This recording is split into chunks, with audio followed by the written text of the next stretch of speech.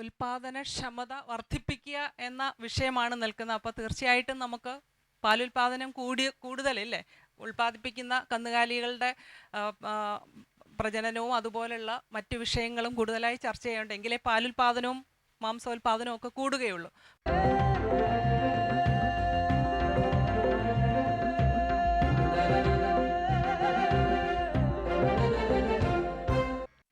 ഈ പശു 5 സെന്റ് സ്ഥലമുള്ള പാവപ്പെട്ട കൂലിപ്പണിക്കാരൻ ഒരു പശുവിനെ വളർത്തുന്നതാണെങ്കിൽ 1000 രൂപ ഈ കൂടുതൽ ഇപ്പോൾ ഒരിയാൾക്ക് തീറ്റിക്കായി. ഈ പുല്ല് വളർത്താനായിട്ട് ഈ 5 സെന്റിൽ വീടും എല്ലാം കഴിഞ്ഞ് തൊഴുത്തും കഴിഞ്ഞിട്ട് പുല്ല് വെച്ച് ആ പശുവിനെ വളർത്തി ആ കൂലിപ്പണിക്കാരനെ, ആ വളർത്താൻ ആഗ്രഹമുള്ള ഒരാളിന് ഇത്രയും വലിയ തീറ്റ കൊടുത്ത് വളർത്താൻ പറ്റുമോ എന്നുള്ള ചോദ്യവും, പിന്നെ ഇപ്പോഴിപ്പോൾ തന്നെ കുളമ്പ് രോഗം വന്ന് ഒരുപാട് കർഷകർ ഒത്തിരിയേറെ ത്യാഗം അനുഭവിച്ചുകൊണ്ട് അതിന് ഇൻഷുറൻസ് തുക വർഷം തോറും കർഷകൻ അടച്ചുകൊണ്ടേയിരിക്കണം.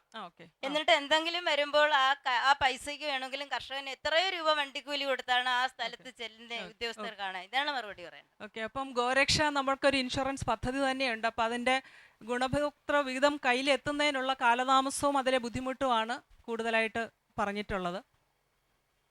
ഈ കുളമ്പ് രോഗം വന്നപ്പോൾ ഏറ്റവും കൂടുതൽ ജനങ്ങളെ ബുദ്ധിമുട്ടിലാക്കിയ ഒരു ഇഷ്യൂ ഇതാണ്. കേരള ഗവൺമെൻറ് 50,000 രൂപ വരെ ഇൻഷുറൻസ് നൽകുന്ന ഇൻഷുറൻസ് പദ്ധതി നടപ്പാക്കി വരുന്നുണ്ട്. എന്തോ കാരണം കൊണ്ടെന്ന് എനിക്കറിയത്തില്ല, പക്ഷേ ജനങ്ങളുടെ ഇടയിലേക്ക് ഇത് മൊത്തം എത്തുന്നില്ല എന്നൊരു പരാതി ഈ കുളമ്പ് രോഗം വന്നപ്പോഴാണ് നമ്മളുടെ ശ്രദ്ധയിൽപ്പെട്ടത്. ഇത്തരത്തിലുള്ള പദ്ധതികൾ നടപ്പാക്കുമ്പോൾ എവിടെയെങ്കിലും ചില അപാകതകൾ ചിലപ്പോൾ സാധാരണ നമ്മുടെ സൊസൈറ്റിയിൽ സംഭവിക്കാറുണ്ട്. അപ്പോൾ ഇത്തരം പ്രശ്നങ്ങൾ ചൂണ്ടിക്കാണിച്ചു കഴിഞ്ഞാൽ ആ പ്രദേശത്തെ സാഹചര്യം മനസ്സിലാക്കി നമുക്കത് ഇടപെടാൻ കഴിയുന്നതാണ്. കർഷകർക്കുണ്ടാവുന്ന ബുദ്ധിമുട്ടുകൾ പരിഹരിക്കാൻ കഴിയുമെന്ന് തന്നെയാണ് ഞാൻ പ്രതീക്ഷിക്കുന്നത്. സാർ, ഒരു പക്ഷേ ഇപ്പം നമ്മൾ കർഷക രജിസ്ട്രേഷൻ പദ്ധതിയൊക്കെ നടപ്പിലാക്കുകയാണ്. ഭാവിയിൽ ഇതൊരു അവരുടെ ബാങ്ക് അക്കൗണ്ടിലേക്ക് അവരുടെ സഹായങ്ങളൊക്കെ പോകുന്ന ഒരു സിസ്റ്റം വരുമെന്ന് പ്രതീക്ഷിക്കാം അല്ലേ? അത് നമ്മളുടെ ഒരു യഥാർത്ഥത്തിലൊരു പ്രോബ്ലം, യഥാർത്ഥത്തിൽ ഏത് കർഷകരാണ് ഈ കൃഷി നടത്തുന്നുള്ള ഒരു വ്യക്തമായ രേഖകൾ പലപ്പോഴും നമ്മുടെ ഓഫീസുകളിൽ ലഭ്യമല്ല. അതിൻ്റെ അടിസ്ഥാനത്തിലാണ് കൃഷി വകുപ്പും മൃഗസംരക്ഷണ വകുപ്പും ഇവിടെ കൃഷി ചെയ്യുന്ന കർഷകരുടെ വ്യക്തമായ രേഖകൾ സൂക്ഷിക്കുന്നതിനുള്ള സംവിധാനം ഏർപ്പെടുത്തുന്നത്. ഇപ്പോൾ കൃഷി വകുപ്പ് ഏകദേശം 6 ലക്ഷം രജിസ്ട്രേഷൻ കഴിഞ്ഞു കഴിഞ്ഞു. മൃഗസംരക്ഷണ വകുപ്പിൻ്റെ 2.5 ലക്ഷം രജിസ്ട്രേഷൻ കഴിഞ്ഞു കഴിഞ്ഞു. എനിക്ക് തോന്നുന്നത് ഒരു വർഷത്തിനുള്ളിൽ കംപ്ലീറ്റ് കമ്പ്യൂട്ടർ ബേസ്ഡ് ഡേറ്റ നമ്മുടെ കയ്യിലുണ്ടാവുകയും ഓരോ കർഷകൻ്റെയും വ്യക്തമായ രേഖ നമ്മുടെ കയ്യിൽ വരികയും ചെയ്യും. അപ്പോൾ ആ ഒരു സാഹചര്യത്തിൽ ഈ പശുവിനെ ഏത് ഡോക്ടറാണ് ചികിത്സിച്ചത്, ഈ പശുവിന് ഏത് മരുന്നാണ് കൊടുത്തത്, ഏത് ഇൻഷുറൻസാണ് ചെയ്തിരിക്കുന്നത്, ഈ കർഷകൻ്റെ ബാങ്ക് അക്കൗണ്ട് എന്താണ്, ഇത്തരം കാര്യങ്ങൾ കൃത്യമായിട്ട് നമ്മുടെ കയ്യിൽ എത്തുന്ന ഒരു സാഹചര്യം വരാൻ പോവുകയാണ്. അപ്പോൾ ആ ഒരു സാഹചര്യത്തിൽ ഈ പറഞ്ഞ ഈ ചെക്കിൻ്റെ ഇഷ്യൂ ഒക്കെ ഒഴിവാകും എന്ന് തന്നെയാണ് ഞാൻ കരുതുന്നത്. നേരിട്ട് കർഷകൻ്റെ അക്കൗണ്ടിലേക്ക് പൈസയും മറ്റുള്ള ആനുകൂല്യങ്ങളും എത്തുന്ന തരത്തിലുള്ള ഒരു സമീപനമാണ് സർക്കാർ ഉദ്ദേശിക്കുന്നത്. അതുകൊണ്ട് തന്നെ കർഷക രജിസ്ട്രേഷൻ നിങ്ങളെല്ലാവരും വളരെ സജീവമായിട്ട് പങ്കെടുക്കണം. ഇവിടെ വരാത്ത ആളുകളുടെ അടുത്ത് അക്കാര്യം കൃത്യമായിട്ട് എത്തിക്കണം. കർഷക രജിസ്ട്രേഷൻ ഉള്ളവർക്കായിരിക്കും കൂടുതൽ ആനുകൂല്യങ്ങളും സ്കീമുകളും ഗവൺമെൻറ് ഇനി മുതൽ നൽകാനായിട്ട് ഉദ്ദേശിക്കുന്നത്. എൻ്റെ പേര് മണിയൻ, ഞാൻ പൊത്തപ്പള്ളി സംഘത്തിൽ നിന്നാണ്. എൻ്റെ ചോദ്യം ഇതാണ്: ഈ ക്വാളിറ്റിയുടെ അടിസ്ഥാനത്തിലാണ് ഇന്ന് സംഘങ്ങളിൽ പാലിന് വില നിശ്ചയിക്കുന്നത്. ഈ ക്വാളിറ്റിയുള്ള പാൽ ഉൽപ്പാദിപ്പിക്കുന്ന പശുക്കളെ കർഷകൻ എങ്ങനെ തിരിച്ചറിയും? ഈ കൊഴുപ്പ് എന്ന് പറയുന്ന ഒരു ഘടകമാണ് ഇതിൽ ഏറ്റവും പ്രധാനം. അപ്പോൾ നമ്മൾ ബ്രീഡുകൾ തമ്മിൽ തന്നെ കാര്യമായ വ്യത്യാസമുണ്ട് കൊഴുപ്പിൻ്റെ കാര്യത്തിൽ. ഇപ്പോൾ നമുക്കറിയാം, നമുക്ക് അവൈലബിൾ ആയിട്ടുള്ളതിൽ ജേഴ്സിയാണ് ഏറ്റവും കൂടുതൽ ഫാറ്റ് കണ്ടൻറ്റ് പാലിലുള്ള ഇനം. അതുകൊണ്ട് തന്നെയാണ് നമ്മുടെ പ്രജനന നയത്തിൽ ക്രോസ് ബ്രെഡ് ജേഴ്സി, സങ്കര ഇനം ജേഴ്സി കൂടുതലായിട്ട് നമ്മൾ പ്രൊമോട്ട് ചെയ്യുന്നത്. ഇപ്പോൾ കേരളത്തിൽ നോക്കിയാൽ അതിൻ്റെ ഒരു 67% ക്രോസ് ബ്രെഡ് ജേഴ്സിയാണ്. പക്ഷേ എവിടെ നിന്നോ വന്ന ഒരു പുതിയ ആശയമായിരുന്നു ഈ ഹോൾസ്റ്റീൻ കൂടുതലായിട്ട് കൊണ്ടുവരിക എന്നുള്ളത്. ഈ ഹോൾസ്റ്റീൻ എന്ന് പറയുന്ന ബ്രീഡ് തന്നെ ആ ബ്രീഡിൻ്റെ ഒരു പ്രത്യേകത തന്നെ അതിൻ്റെ ഫാറ്റ് കുറവായിരിക്കും നോർമലി.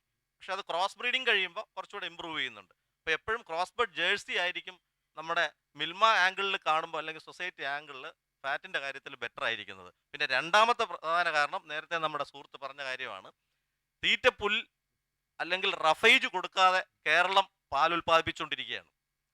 കൊഴുപ്പ് ഉണ്ടാകുന്നതിൻ്റെ ഏറ്റവും പ്രധാന ഘടകം എന്ന് പറയുന്നത് അതിൻ്റെ തീറ്റയിലെ റഫേജ് ആണ്. കാരണം ഈ കൊഴുപ്പിൻ്റെ പ്രിക്കേഴ്സർ എന്ന് പറയുന്ന ഒരു അസറ്റിക് ആസിഡ് എന്ന് പറയുന്ന ഒരു അമ്ലമാണ്. അത് വരണമെങ്കിൽ ഈ റഫേജ് കൂടുതൽ കൊടുത്താലേ പറ്റുള്ളൂ. കാരണം നമ്മൾ ഈ കാലിത്തീറ്റ കൊടുത്ത് അസിഡോസിസ് ഉണ്ടാക്കിക്കൊണ്ടിരിക്കുകയാണ്.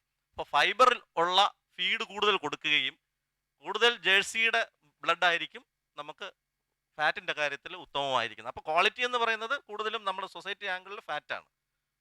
ഇത്രയാണ് പറയാനുള്ളത്. ഞാൻ കുമാരൻ, കൊച്ചുമുറി.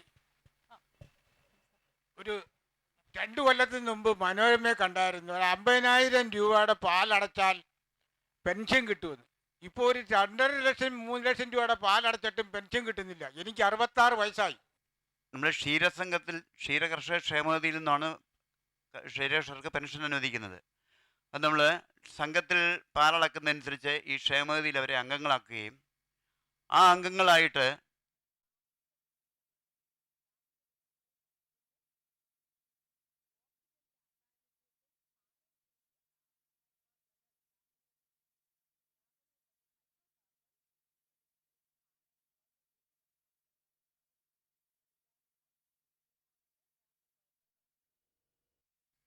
ഒരു നിശ്ചിത വർഷം അവിടെ പാലടക്കുകയും 60 വയസ്സ് പൂർത്തിയാക്കുകയും ചെയ്യുന്നവർക്കാണ് അതിൻ്റെ പെൻഷൻ ആനുകൂല്യം അനുവദിക്കുന്നത്. ഇതിൽ ഇപ്പോൾ വച്ചിരിക്കുന്ന കണക്ക് നമ്മൾ ക്ഷീരകർഷക ക്ഷേമനിധിയിൽ അംഗമാകണമെങ്കിൽ കുറഞ്ഞത് 500 ലിറ്റർ പാലെങ്കിലും, 50,000 അല്ല, 500 ലിറ്റർ പാലെങ്കിലും ഒരു വർഷം ആ സംഘത്തിൽ നടക്കുകയാണെങ്കിൽ ആ ആളിന് ക്ഷേമനിധിയിൽ അംഗമാകാൻ യോഗ്യതയുണ്ട്. അതിന് ബന്ധപ്പെട്ട അപേക്ഷാ ഫോറങ്ങളൊക്കെ ബന്ധപ്പെട്ട സംഘത്തിൽ തന്നെ കൊടുത്തിട്ടുണ്ട്. അതിലൂടെ അവരുടെ അപേക്ഷയും ഫോട്ടോയും കാര്യങ്ങളും ഒക്കെ ആയിട്ട് കൊടുത്തു കഴിഞ്ഞാൽ ക്ഷേമനിധി അംഗത്വം തീർച്ചയായിട്ടും ലഭിക്കുന്നതാണ്.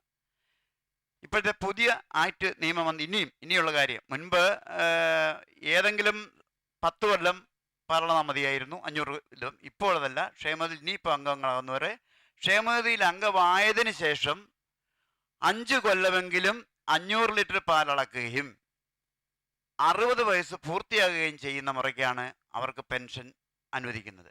അതിനും ബന്ധപ്പെട്ടൊരു അപേക്ഷയുണ്ട്, അത് കൊടുത്തു കഴിഞ്ഞാൽ കിട്ടും. ഇത്രയും പ്രത്യുത്പാദനപരമായ ഒരു സംരംഭം കേരളത്തിൽ വേറെ ഒന്നുമില്ല. ആ മേഖലയെ, ആ ലാഘവത്തോട് സർക്കാരിൻ്റെ ഭാഗത്തുനിന്ന് കാണുന്നില്ല. എന്നാൽ സർക്കാരിൻ്റെ ഭാഗത്തുനിന്ന് ഈയിടെ ഒരു പ്രഖ്യാപനം മന്ത്രിയുടെ ഭാഗത്തുനിന്നുണ്ടായി. കുളമ്പ് രോഗത്തിന് വേണ്ടിയിട്ട് 2 കോടി രൂപ ചിലവാക്കിയെന്ന്. ഞാനും എൻ്റെ കുളമ്പ് രോഗം വന്ന് കുറേ പശുക്കളും ഒരു പൈസ പോലും ഞാൻ കിട്ടിയിട്ടില്ല. ഡയറിയുടെ വകുപ്പ് ഡയറിയിൽ നിന്ന് ഇതുപോലെ സാമ്പത്തികം തന്നു എന്ന് പറഞ്ഞു. കഴിഞ്ഞ സാമ്പത്തിക വർഷം ഇതുവരെ ഒരു പൈസ കിട്ടിയിട്ടില്ല. പാവം പിടിച്ച് ഞങ്ങളുടെ സൊസൈറ്റി കാലിത്തീറ്റ കർഷകർക്ക് കൊടുത്തു കഴിഞ്ഞു. പക്ഷേ അതിൻ്റെ പ്രതിഫലം ഞങ്ങൾക്ക് ഇതുവരെ കിട്ടിയിട്ടില്ല. മിക്കവാറും സൊസൈറ്റിക്കൊക്കെ 20,000 25,000 രൂപ ഇനിയും അപ്രധാനം. പിന്നെ ഞങ്ങൾ എങ്ങനെ പിടിച്ചു നിൽക്കും? കുളമ്പ് രോഗത്തിൻ്റെ നഷ്ടപരിഹാരം ലഭിച്ചില്ല എന്ന് പറയുന്നു. അതുപോലെ തന്നെ ക്ഷീര വികസന വകുപ്പിൽ നിന്ന് കൊടുക്കുന്ന സബ്സിഡി സൊസൈറ്റിക്ക് ലഭിച്ചിട്ടില്ല. ഈ 2 പരാതിയാണ് അദ്ദേഹം ഉന്നയിച്ചിട്ടുള്ളത്.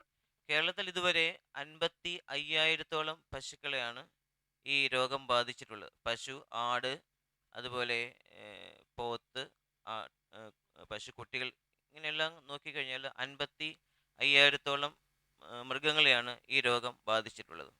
ഇതിനകത്ത് ഏകദേശം 5,500-ഓളം കന്നുകൾ ചത്തുപോയിട്ടുണ്ട്. ഞങ്ങളുടെ കണക്കനുസരിച്ച് ഈ പശു ഏകദേശം ഒരു 1,700-ഓളവും 2,500-ഓളം പശുക്കിടാങ്ങളും ഒരു 400-ഓളം ഹീഫർ കിടാരികളുമാണ് കേരളത്തിൽ ചത്തുപോയിട്ടുള്ളത്. ഈ കണക്കിൻ്റെ അടിസ്ഥാനത്തിലാണ് നമ്മൾ 20,000 രൂപ വെച്ച് ചത്ത പശുവിന് നൽകുന്നത്.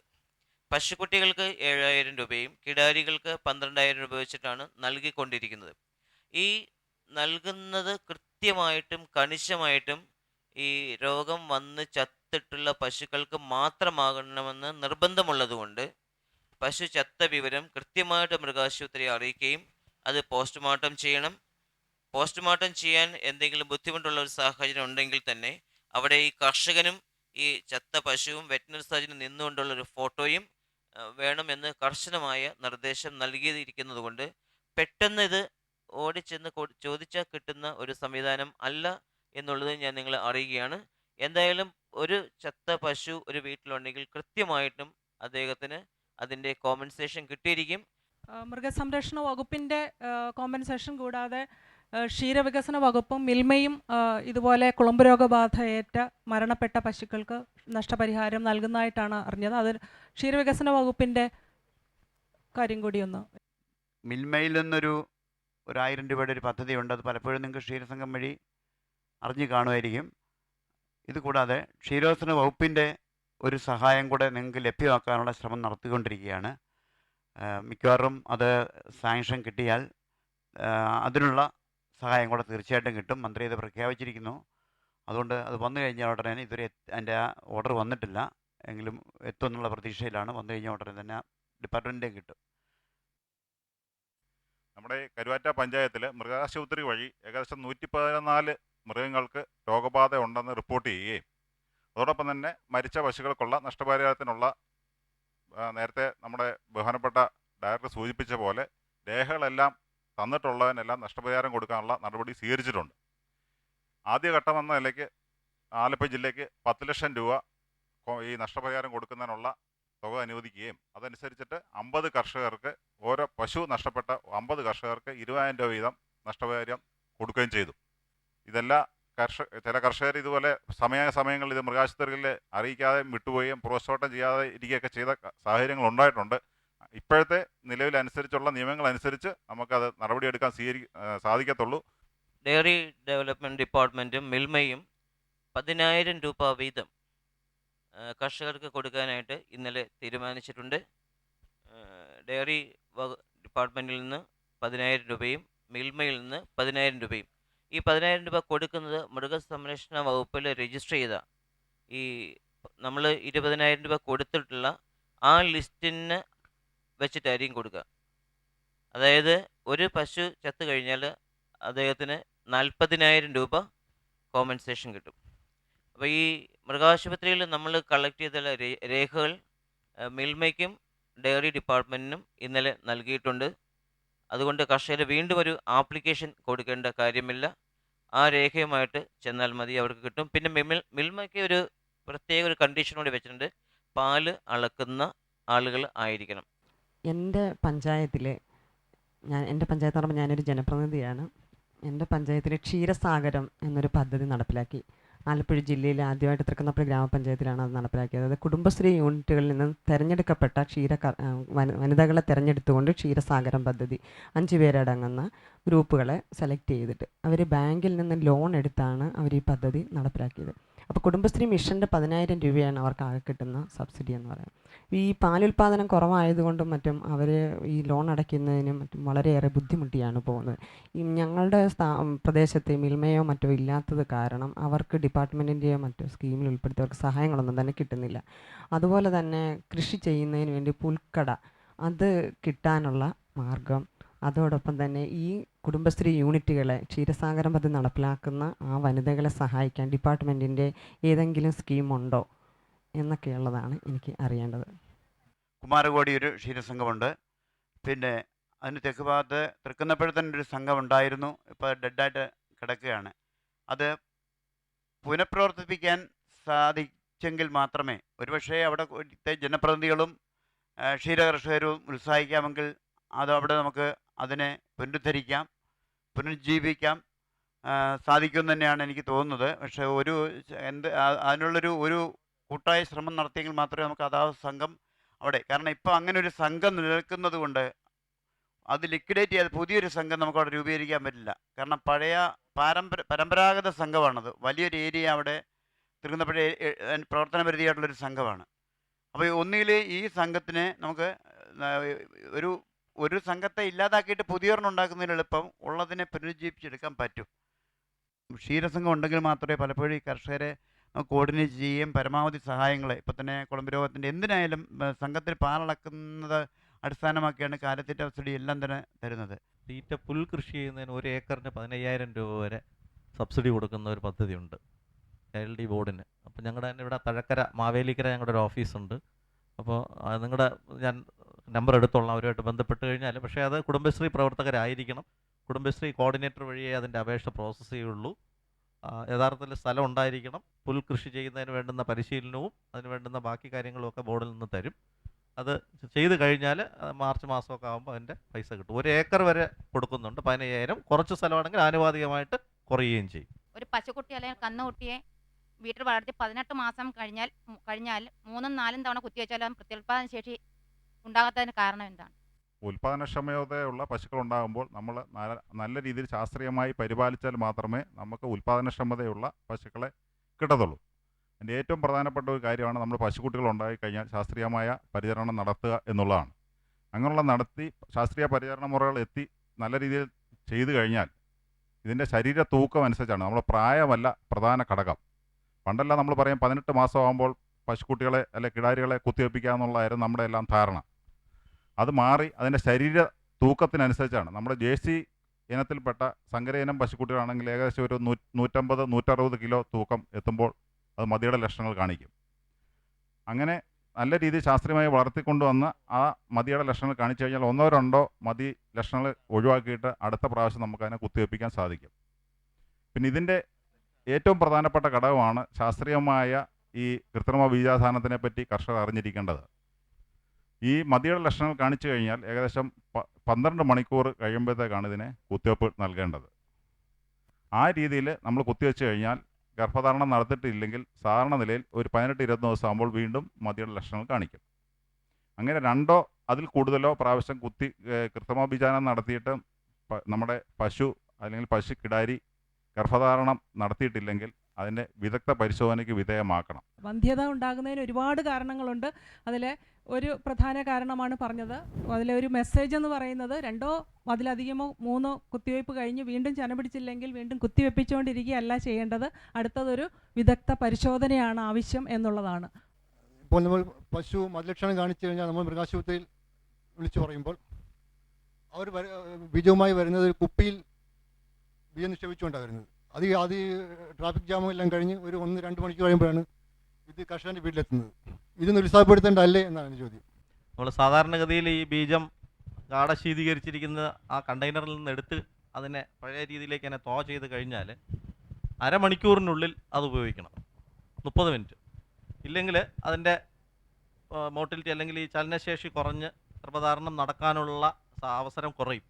അപ്പോൾ സാധാരണഗതിയിൽ ഇത് ചെയ്യുന്നത് ഇപ്പോൾ മിക്കവാറും എല്ലാ സ്ഥലത്തും റോഡ് സൗകര്യവും ഒക്കെ ഉള്ള സ്ഥിതിക്ക് ഈ കണ്ടെയ്നർ തന്നെ വളരെ ചെറിയ കണ്ടെയ്നറാണ്.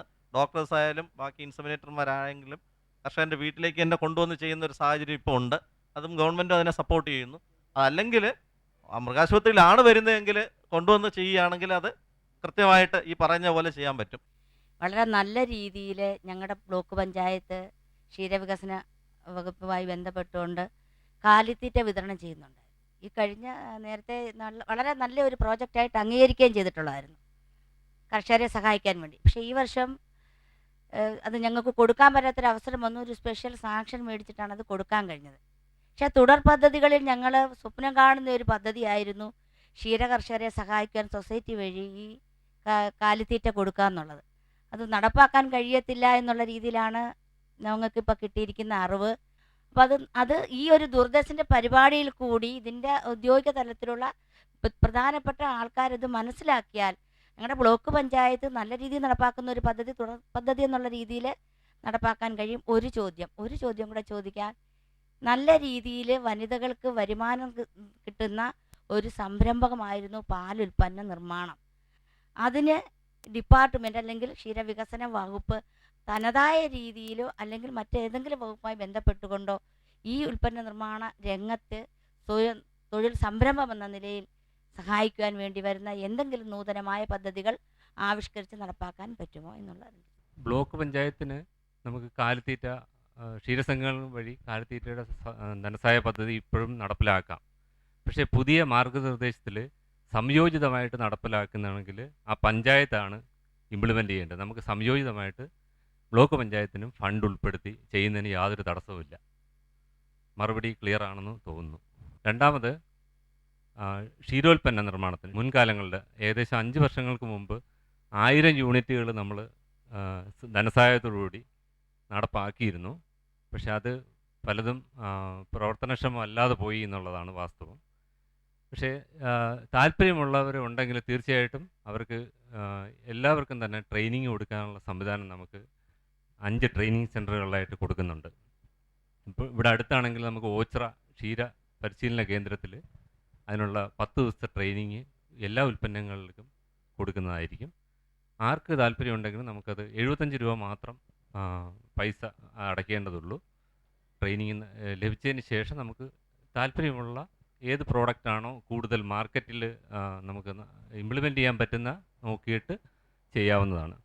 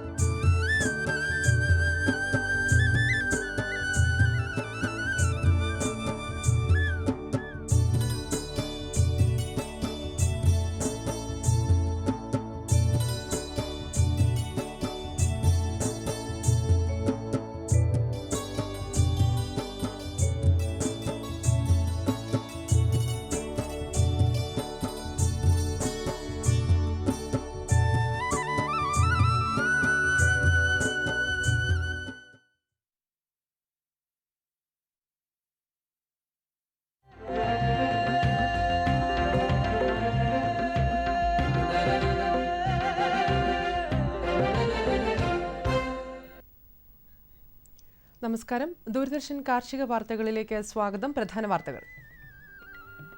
ക്ഷീര കർഷകർക്ക് സഹായം ഇനി മുതൽ ബാങ്ക് അക്കൗണ്ടിൽ. മത്സ്യസങ്കേതങ്ങൾ സ്ഥാപിക്കുവാൻ പഞ്ചായത്തുകൾക്ക് അപേക്ഷിക്കാം. ഇടുക്കിയിൽ കേരള ഫീഡ്സിന്റെ ഹൈ വാല്യൂ കാലിത്തീറ്റ ഫാക്ടറി. കോഴി വളർത്തലിന് ധനസഹായം. സംസ്ഥാനത്തെ ക്ഷീര കർഷകർക്കുള്ള ധനസഹായം നേരിട്ട് ബാങ്ക് അക്കൗണ്ടുകളിൽ നൽകുന്ന ഡയറക്ട് ബെനിഫിറ്റ് ട്രാൻസ്ഫർ സംവിധാനം നിലവിൽ വന്നു. ക്ഷീരസംഘങ്ങളിൽ പാലളക്കുന്ന 2 ലക്ഷത്തിലധികം കർഷകർ ഈ സംവിധാനത്തിൽ ഉൾപ്പെടും. ഇതിനായി കർഷകർ രജിസ്ട്രേഷൻ ഫോം പൂരിപ്പിച്ച് ക്ഷീര വികസന സർവീസ് യൂണിറ്റുകളിലും ക്ഷീര സഹകരണ സംഘങ്ങളിലും നൽകണം. ധനസഹായ വിതരണം കുറ്റമറ്റതും സുതാര്യവുമാക്കുന്നതിനാണ് സ്കീം നടപ്പാക്കുന്നതെന്ന് അധികൃതർ പറഞ്ഞു. ഫാം ഇൻഫർമേഷൻ ബ്യൂറോ സംഘടിപ്പിക്കുന്ന 34ാമത് കാർഷിക രംഗം ശില്പശാല ഈ മാസം 21, 22, 23 തീയതികളിൽ മലമ്പുഴയിൽ നടക്കും. അച്ചടി, ദൃശ്യ, ശ്രവ്യ മാധ്യമങ്ങളുടെ പ്രതിനിധികളെയും കൃഷി, മൃഗസംരക്ഷണ, ക്ഷീരവികസന വകുപ്പുകളിലെ തിരഞ്ഞെടുത്ത ഉദ്യോഗസ്ഥരെയും ഉൾപ്പെടുത്തിയാണ് ശില്പശാല സംഘടിപ്പിക്കുന്നത്. ഫെബ്രുവരി 21-ന് കൃഷി വകുപ്പ് മന്ത്രി കെ.പി. മോഹനന്റെ അധ്യക്ഷതയിൽ ചേരുന്ന യോഗത്തിൽ പ്രതിപക്ഷ നേതാവ് വി.എസ്. അച്യുതാനന്ദൻ ശില്പശാല ഉദ്ഘാടനം ചെയ്യും. എഴുത്തിന്റെ രസതന്ത്രം എന്നതാണ് ഇത്തവണത്തെ ശില്പശാല മുഖ്യ ചർച്ചാ വിഷയം. പഠനയാത്ര, പരിശീലന കളരി എന്നിവയും പരിപാടിയിൽ ഉൾപ്പെടുത്തിയിട്ടുണ്ട്. സംസ്ഥാന മത്സ്യഗവേഷണ മാനേജ്മെന്റ് ഏജൻസി മത്സ്യസങ്കേതങ്ങൾ സ്ഥാപിക്കുവാൻ തദ്ദേശ സ്വയംഭരണ സ്ഥാപനങ്ങൾക്ക് സഹായം നൽകുന്നു. തദ്ദേശീയ മത്സ്യങ്ങളുടെ പ്രജനനത്തിന് ആവശ്യമായ സങ്കേതങ്ങൾ ജലാശയങ്ങളിൽ വികസിപ്പിക്കുവാനും മത്സ്യങ്ങളുടെ പരിപാലനത്തിനും പോഷണത്തിനും ആവശ്യമായ ഘടകങ്ങൾ ജലാശയങ്ങളിൽ വർദ്ധിപ്പിക്കുവാനുമാണ് പദ്ധതി. മത്സ്യസങ്കേതങ്ങൾ സ്ഥാപിക്കുന്നതിനുള്ള സാങ്കേതിക ഉപദേശവും സാങ്കേതിക വിദ്യകളും ധനസഹായവും ഏജൻസി നൽകും. മിനിമം 5 ഹെക്ടറുള്ള പൊതുജലാശയങ്ങളിലാണ് സങ്കേതങ്ങൾ സ്ഥാപിക്കുന്നത്. താൽപര്യമുള്ള ഗ്രാമപഞ്ചായത്തുകൾ ഇനി പറയുന്ന വിലാസത്തിൽ ഫെബ്രുവരി 30-ന് മുൻപ് അപേക്ഷിക്കണം. എക്സിക്യൂട്ടീവ് ഡയറക്ടർ, മത്സ്യഗവേഷണ മാനേജ്മെന്റ് ഏജൻസി, ശ്രീഹരി, ചെട്ടിക്കുളങ്ങര ക്ഷേത്രത്തിന് സമീപം, തിരുവനന്തപുരം.